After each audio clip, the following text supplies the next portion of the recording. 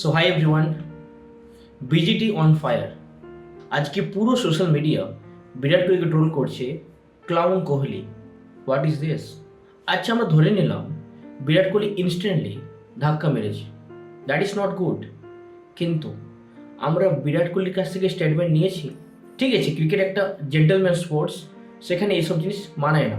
কিন্তু সামনে কে? অস্ট্রেলিয়া। এইসব কে বেশি করে? অস্ট্রেলিয়া। তার এগেনস্টে শুধু ভালো cricket, that is not enough. ভালো ক্রিকেটের সাথে মেন্টাল স্ট্রেংথ হওয়া প্রয়োজন, আর সেটা বিরাট কোহলির আছে।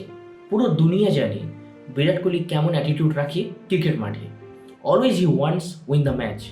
হয়তো ইনস্ট্যান্টলি বিরাট কোহলি প্রেসারাইজ করার চেষ্টা করছে যাতে সে আউট হয়ে যায়। এটাও তো পার্ট অফ গেম। শুধু ভালো শট খেলে রান করলাম, দ্যাট ইজ নট গুড। আমরা সবাই জানি অস্ট্রেলিয়ার হিস্ট্রি, অস্ট্রেলিয়া কেমন ক্রিকেট খেলে, কেমন স্লেজিং করে। As a Virat Kohli fan হিসেবে আমরা বলতে পারি যেটা হয়েছে হয়তো সেটা ভালো হয়নি। তা বলে এই নয় তাকে আমরা ক্লাউন কোহলি বলবো। যদি বিরাট কোহলি ভুল করে থাকে, he understood, but not troll. And Australia media, please typing start করো, Virat Kohli back again. And Sam Konstas, we salute to you. তোমার ব্যাটিং আমরা মুগ্ধ। তুমি যখন ব্যাটিং করছিলে আমাদের কাছে কোনো অ্যান্সার ছিল না, ইটস ওকে। কিন্তু যখন বিরাট কোহলির সঙ্গে ধাক্কা লেগেছে, ইটস ওকে বলে দিতে পারতে। কি হতো? বিরাট কোহলি ভাই, হি নিড সাম রেসপেক্ট। এটা দরকার ছিল বিরাট কোহলির জন্য এবং ইন্ডিয়ান টিমের জন্য।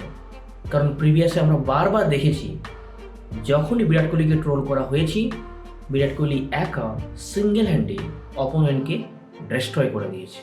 উই হোপ বিরাট কোহলি অসাধারণ ব্যাটিং করে ইন্ডিয়ান টিমকে ফ্রন্ট থেকে লিড করবে। That is we want. So all the best, Virat Kohli and Team India. Don't hurry, just give your best and show your attitude in performance. That is the best result for world cricket. So thank you so much for all of you, and if you visit first time, then please my dear friend, like, subscribe and share to your friends. Thank you so much. Jai Hind. Unloading one more century by Virat Kohli.